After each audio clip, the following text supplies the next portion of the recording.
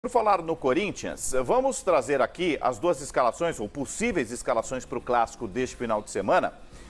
4 da tarde a bola rola neste domingo para Corinthians e São Paulo. O São Paulo nunca venceu o Corinthians na Arena Corinthians, o Corinthians é líder do campeonato.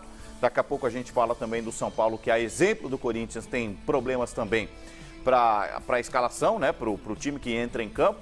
Vamos então rodar as duas escalações para as primeiras opiniões.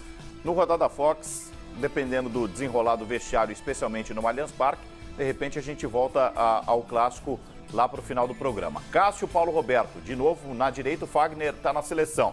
Balbuena, Pablo e Arana. Balbuena voltando à equipe de contusão. Maicon, Gabriel, Jadson, Marquinhos, Gabriel, Romero e Jô.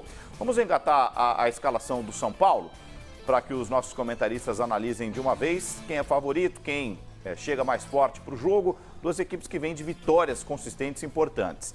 Renan Ribeiro, Militão, Maicon e Lucão foi a zaga do jogo do meio de semana contra o Sport. Vitória. Contra o Vitória, aliás. Bruno, Jusilei, Cícero, Júnior Tavares, Marcinho, Lucas Prato e Michael Suel.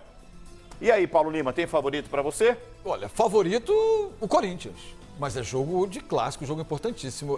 Eu costumo dizer, se nesse momento do campeonato, como o PVC relatou aqui, nessas questões de jogos fora de casa, essa tabela meio louca nesse primeiro início de campeonato, para o campeonato dar uma aquecida, o São Paulo merecia dar uma sapatadinha no Corinthians. É lógico, o São Paulo é o único dos grandes clubes da capital, vou colocar o Santos nisso aí também, não conseguiu vencer ainda o Corinthians dentro da arena. Os outros todos já venceram. Então é um momento a mais de autoafirmação do São Paulo, que começou mal, né, com o Rogério Ceni claudicando, aí meio instável, mas favoritismo mesmo pela qualidade técnica que tem, pelo bom trabalho que vem fazendo o Carille na equipe do Corinthians, sem dúvida nenhuma. O Corinthians encantou contra o Vasco, um segundo tempo de excelência, de muita qualidade técnica, mexendo bem as peças, vendo gente do banco de reservas, né? Esse Cleison que veio da Ponte Preta, jogador que se encaixou muito bem no esquema, o Cleiton que entrou, fez 2 gols. Taticamente, o Corinthians é uma equipe mais certinha, mais montada do que o São Paulo. Mas eu classifico o Corinthians como favorito exatamente por isso, por ser uma equipe mais certa, mais montada. Mas o São Paulo, lógico, tem todas as chances de sair de lá surpreendendo e quem sabe conseguir a primeira vitória lá dentro da arena e dar um temperinho a mais nesse campeonato, né? Deixar o campeonato um pouquinho mais colorido, ia ser legal. Nas conversas que a gente teve nessa semana, aqui no Rodada Fox, no Expediente, sobre a história de contratar jogadores, que o São Paulo pode perder jogadores, embora o São Paulo diga, a diretoria do São Paulo diga que não tem proposta por nenhum jogador e Rodrigo Caio, por exemplo, não tem nem sondagem. Então o São Paulo pretende manter o elenco. Mas em relação a isso, a sabedoria veio numa frase do Fábio Carille nessa semana, que para mim é um retrato da sabedoria mesmo em relação ao que acontece tanto em outros clubes do futebol brasileiro. Quando o Carille diz assim, entre trazer um jogador novo e perder algum jogador, se você me perguntar o que eu prefiro não perder nenhum jogador. Esquece contratação. Prefiro não perder nenhum. E ele tem toda a razão. E é por isso que o time é coeso. É porque ele tem um grupo de jogadores que sabe como ele trabalha. Sabe como ele trabalha. Não estava discutindo, o Fagner está na seleção brasileira e o Léo Príncipe está machucado. E quem joga improvisado é o Paulo Roberto. O Paulo Roberto sabe exatamente o que ele vai fazer porque está treinando há 15 dias para fazer essa função. Então não está ninguém dizendo ali, desesperadamente, dizendo preciso de mais um jogador, preciso de mais uma contratação. O Corinthians é coeso porque tem um grupo de jogadores que conhece a fórmula de trabalho. É que tem, não sei se é por isso, né? Imagino que o efeito contratação tem um impacto na cabeça do torcedor que entende logo que o time vem mais forte. A palavra reforço, por exemplo, muitas vezes acaba enganando, né? Iludindo o torcedor. Mas eu entendi a ideia, quer dizer, é mais fácil você trabalhar com quem já está lá dentro, adaptado, ambientado, conhecendo o que o técnico pede, quer a cada jogo, do que você trazer uma peça nova para esse sujeito conhecer os novos companheiros de trabalho, para ele aos poucos entender o que pede o técnico. Quer dizer, é todo um processo, é muito mais fácil trabalhar com quem está lá. Nem todo contratado é reforço. Às vezes cria problema. Às vezes um contratado que vai ser reforço, ele vai ser reforço depois de um tempo jogando. Ele não vai reforçar o time imediatamente. O reforço devia ser uma palavra usada exatamente pelo que acontece e reforça a equipe. Para quem entra na equipe e reforça, torna a equipe mais forte. Isso se aplica, por exemplo, ao Michael Suel.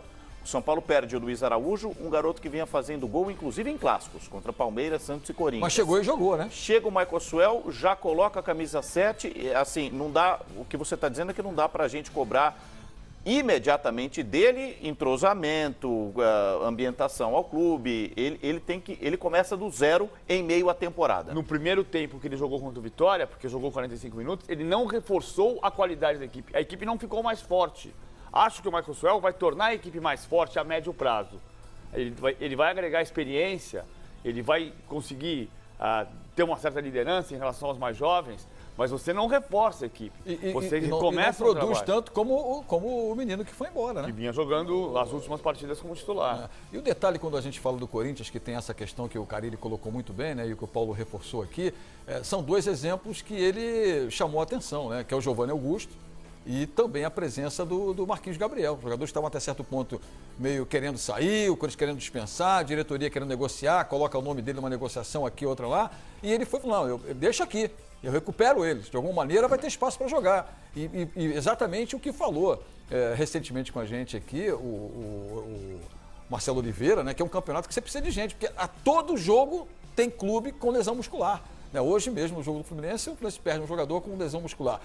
O Palmeiras perdeu mais um jogador com lesão muscular, vamos falar isso daqui a pouquinho, né? Felipe Melo. Então, essa necessidade de ter grupo, não é só reforçar, precisa ter grupo, precisa ter gente para jogar. Né? Então, essa foi uma virtude, uma qualidade e até certo ponto uma carta na manga que o Carille descobriu. Tem gente para jogar? Deixa aqui. Vamos treinar, vai fazer melhor a musculação, vai fazer a melhor preparação física, condicionamento técnico e bota para jogar no time. Tem contrato, por que não jogar? Informação de momento ou informações. O Palmeiras faz 3-1 no Fluminense, Roger Guedes, daqui a pouquinho vestiários do Allianz Parque. Roger Guedes, quem mais? Me ajudem aqui. Guerra fez o primeiro gol. Queno e para o Fluminense o Dourado. Henrique Dourado. Guerra, Queno e Roger Guedes para o Fluminense, Henrique Dourado para o Palmeiras e Henrique Dourado para o Fluminense. E tem gol também, gols no Beira-Rio. O Internacional com o D'Alessandro faz 3-1 e tem pênalti a favor do Internacional. Vestiários daqui a pouquinho. O Internacional na Série B do Campeonato Brasileiro. O Cirino bateu o pênalti e perdeu o pênalti. Mas segue 3-1. Segue 3-1 para o Internacional. Fizeram para o Internacional Potker, D'Alessandro e o primeiro do Carlos, jogador que era do Atlético. E o Nirley foi expulso no Náutico. Daqui a pouquinho, então, todas as informações ainda no Rodada Fox. Para você também, o Corinthians é favorito para o Clássico? Eu acho que o Corinthians é mais forte. Nesse momento é mais forte. Claro que o São Paulo... Eu estou muito curioso para ver o que o Rogério Ceni vai fazer. Porque...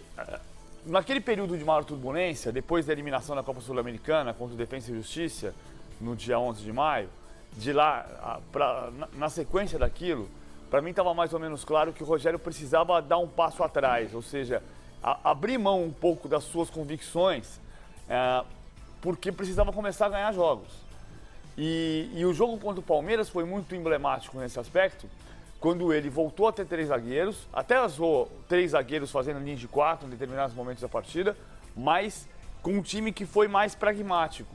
Não porque ele queira ter uma carreira de times pragmáticos. Claro que o Rogério já demonstrou, já deixou claro, pela maneira como está escalando e trabalhando, que ele pretende um time agressivo, que moderno, que marque no campo de ataque, que recupere a bola e defina as jogadas, que saiba ter a posse de bola, mas dosar o momento certo de invadir o adversário ou de cadenciar o jogo, mas tem momentos em que você precisa ter um time mais conservador, mais defensivo. E acho que a maneira de jogar contra o Corinthians ainda que seja um risco, porque o Corinthians mostrou no segundo tempo contra o Vasco que também sabe jogar com a bola no pé, mas o Corinthians tem tido dificuldade quando enfrenta o adversário que diz, toma, joga, como foi a Chapecoense em Itaquera. A Chapecoense disse para o Corinthians, pode jogar. E o Corinthians, com mais de 50% de posse de bola, não conseguiu se infiltrar. Teve dificuldade e empatou por 1-1. O Corinthians tem sofrido, vinha de 4 jogos sem vencer em Itaquera antes de ganhar do Santos no sábado passado. Então, a estratégia do São Paulo precisa ser muito bem desenhada. E o Rogério vai desenhar. Pelo menos ele mostrou ter entendido isso no jogo contra o Palmeiras. E certamente ele não vai contra o Corinthians com uma estratégia de fazer o jogo que o Corinthians deseja que ele faça. Ele vai fazer o jogo que vai ser bom para o São Paulo fazer. Bom, o Corinthians não perdeu o Clássico. São 6, certo? No ano. No ano. O São Paulo tem 2 empates, 2 vitórias e 2 derrotas. O Corinthians tem 4 vitórias em clássicos e 2 empates, ambos contra o São Paulo. Isso. O Corinthians empatou com o São Paulo no Morumbi 1-1 na fase de classificação do Campeonato Paulista e empatou com o São Paulo 1-1 em Itaquera na semifinal, jogo de volta. O Carille, semanas atrás, foi questionado sobre o número de empates excessivo do Corinthians e ele disse: me preocupa, embora eu saiba que alguns desses empates foram empates que eram jogos de volta. Então, por exemplo, empatar com o São Paulo em Itaquera não faz diferença na estatística para ele, porque ele vinha de uma vitória que já tinha aberto o caminho da classificação para a decisão. Então, é um empate meio enganoso nesse aspecto, na opinião do Carille. Mas o fato é que o Corinthians ganhou todos os clássicos, menos 2 contra o São Paulo. E tem uma fase iluminada do Jô, né? Estamos rodando imagens, exatamente. Desculpa, Paulo Lima, do Vasco, né? Jogos do Vasco no campeonato, é que o Vasco joga às 7 horas da noite, mas já estamos projetando o clássico de amanhã entre Corinthians e São Paulo na Arena Corinthians. Perdão, Paulo Lima. Não, é o jogo do Vasco onde o Corinthians conseguiu a goleada, né? E a gente está vendo o Jô num momento impressionante, né? Com uma facilidade de se livrar da marcação, com qualidade técnica, protegendo bem. Você não vê o Jô reclamando, você não vê o Jô no chão. Ele pode bater, ele cai, levanta e vai para o jogo. Não está mais naquela coisa do mimimi, de ficar fazendo gesto para o árbitro. Muito pelo contrário. Tem sido um cara de desequilíbrio constante no ataque do Corinthians. Não só na marcação dos gols, ajudando até certo ponto, fechando no meio campo, que não é uma característica dele, nunca foi, né? O jogo é muito lento para isso, para marcar, mas tem ajudado na marcação e, acima de tudo, tem sido um cara que tem feito assistências. Essa diferença do Corinthians. O Jadson voltou, o time recentemente voltou a jogar bola, o Rodriguinho está fora, já falamos aqui, né, como o Fagner também, e o Corinthians não perdeu a qualidade técnica, ou seja, as peças que entram conseguem dar seguimento naquilo, no planejamento tático que o Carille fez e está fazendo muito bem na equipe do... Como queiram, Parque São Jorge, pode ser, eu gosto disso. Olha, a partir de agora, então, a gente fala do jogo do Allianz Parque.